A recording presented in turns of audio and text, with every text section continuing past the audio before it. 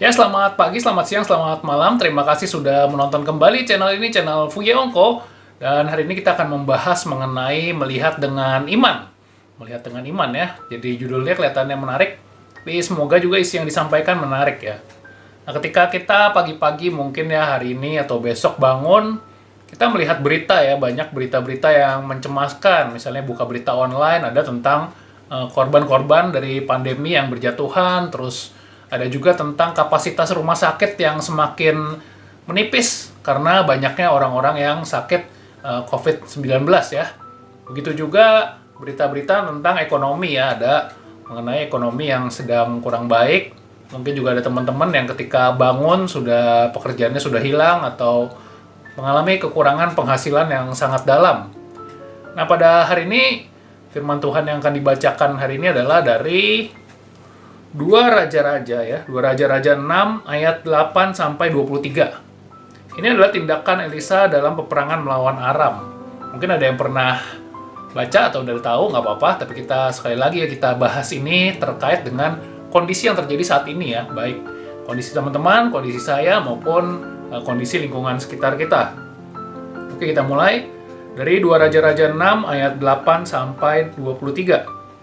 Raja negara Aram sedang berperang melawan Israel. Ia berunding dengan pegawai-pegawainya. Lalu katanya, ke tempat ini dan itu haruslah kamu turun menghadang. Tetapi abdi Allah menyuruh orang kepada Raja Israel mengatakan, awas, jangan lewat dari tempat itu, sebab orang Aram sudah turun menghadang ke sana.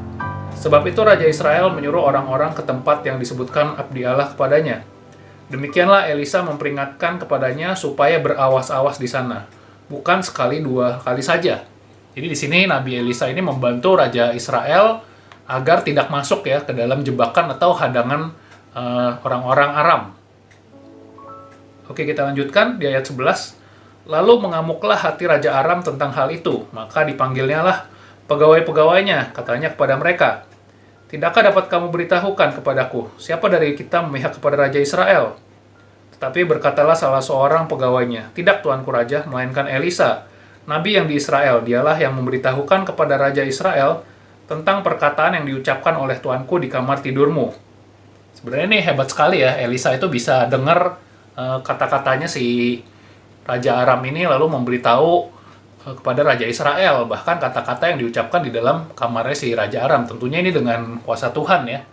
Dan ini membuat Raja Aram ini marah ya. Di sini kita lanjutkan. Lalu berkatalah Raja, pergilah melihat di mana dia, supaya aku menyuruh orang menangkap dia. Lalu diberitahukannya kepadanya, dia ada di Dotan. Nah, di sini masalah terjadi. Itu Raja Aram akhirnya tahu di mana Elisa ini yang mengacaukan rencananya ini tinggal. Dia dibilang tinggal di Dotan. Maka dikirimkannya lah ke sana kuda serta kereta dan tentara yang besar. Sampailah mereka pada waktu malam, lalu mengepung kota itu. Jadi akhirnya kota Dotan ini dengan Elisa yang di dalamnya dikepung. Ketika pelayan abdi Allah bangun pagi-pagi dan pergi keluar, maka tampaklah suatu tentara dengan kuda dan kereta ada di sekeliling kota itu. Lalu berkatalah bujangnya itu kepadanya, celaka tuanku, apa yang akan kita perbuat? Nah, di sini adalah bagian yang menarik ya, ketika di sini anak buahnya si Elisa itu dia melihat keluar pagi-pagi, dilihat ada tentara, ada kereta-kereta kuda, lalu dia bilang, celaka ini, gawat, bagaimana, apa yang harus kita lakukan? Begitu juga dengan kondisi kita saat ini ya, saat pagi kita bangun, kita baca berita, wah celaka, gawat. Ini penyakit semakin menyebar, PHK di mana-mana, dolar semakin naik, saham hancur. Wah celaka. Kita ketika bangun, kita melihat semua itu, kita mungkin akan berkata demikian. Begitu juga tidak hanya bangun ya, mungkin keluar rumah, kita ketemu orang, pembicaraan yang di warung dimanapun sama ya tentang hal-hal yang negatif. Gawat nih, gawat. Keadaan lagi gawat. Kita di Indonesia lagi resesi ekonomi, kita lagi dalam keadaan sulit. Seperti itu mungkin kata-kata kita. Sama seperti ketika anak buahnya Elisa ini buka pintu, dia lihat, wah pasukan di mana-mana. Mereka akan tertangkap, mungkin mereka akan dihukum mati ya. Tapi apa sih kata-kata si Elisa di sini? Kata-katanya yang menarik ya. Lalu jawabnya, ini jawab si Elisa, jangan takut, sebab lebih banyak yang menyertai kita daripada yang menyertai mereka. Elisa menjawab begitu ya, banyak yang menyertai kita daripada mereka. Lalu berdoalah Elisa, ya Tuhan, bukalah kiranya matanya supaya ia melihat. Maka Tuhan membuka mata bujang itu sehingga ia melihat. Tampaklah gunung itu penuh dengan kuda dan kereta berapi di sekeliling Elisa. Ketika orang-orang Aram itu turun mendatangi dia, berdoalah Elisa kepada Tuhan, butakanlah kiranya mata orang-orang ini. Maka dibutakannya lah mata mereka sesuai dengan doa Elisa. Kemudian berkatalah Elisa kepada mereka, bukan ini jalannya dan bukan ini kotanya. Ikutlah aku, maka aku akan mengantarkan kamu kepada orang yang kamu cari. Lalu diantarkannya mereka ke Samaria.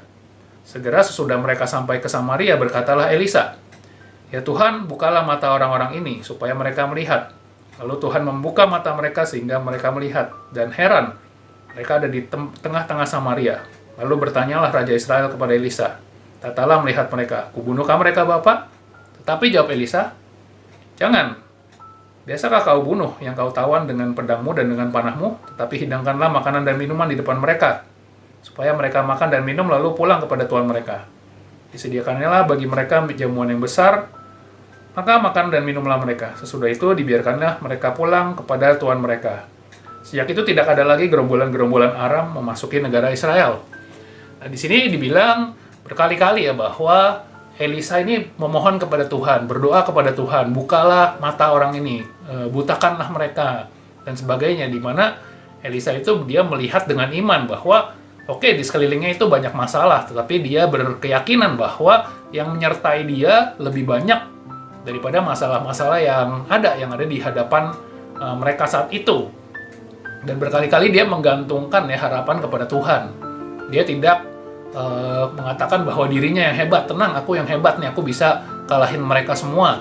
Tidak seperti itu. Begitu juga ketika kita menghadapi masalah-masalah di sekeliling ini, kalau kita mengandalkan diri kita aja, kita menganggap, oke, saya bisa nih, saya masih punya tabungan, saya masih punya simpanan, saya masih ada proyek lainnya, saya bisa lewatin ini dengan kekuatan saya. Itu sesuatu yang mungkin keliru ya.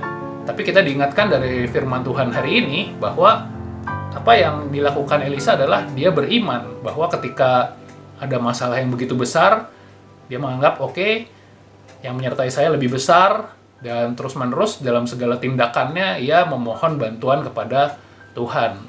Begitu juga tentunya kita ya, ketika kita menghadapi sekeliling kita nih, bangun tidur, menghadapi berbagai masalah di depan mata, atau kita lihat berbagai berita negatif, omongan yang negatif, kita harus selalu yakin bahwa yang menyertai kita itu lebih besar daripada segala masalah-masalah kita. Karena Tuhan kita lebih besar dari apapun juga. Dan tentunya dalam setiap tindakan kita, sama seperti Elisa, kita hanya mengandalkan Tuhan kita saja. Baik, semoga firman Tuhan hari ini yang dibacakan dan dibahas bisa membuat semuanya semakin bertumbuh lagi. Dan mau diingatkan bahwa ini adalah sharing sifatnya, ini tidak menggantikan ibadah, tidak menggantikan khotbah pendeta atau acara-acara gereja lainnya.